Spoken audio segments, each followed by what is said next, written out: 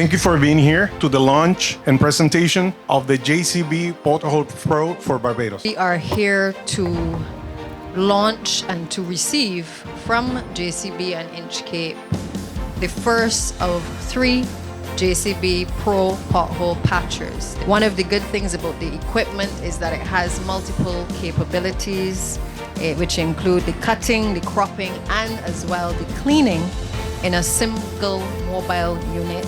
I think today is a milestone event for both Inchcape and JCB. This is one of the biggest projects we have done for the service of the public.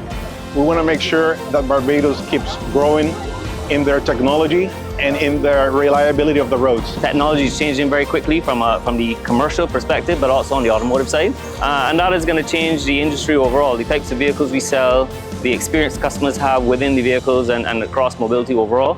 I think the next several years in this industry is going to be exciting. We do look forward to working with your teams in the future and with anybody else who wants to help us with the road maintenance program. So again, I thank you.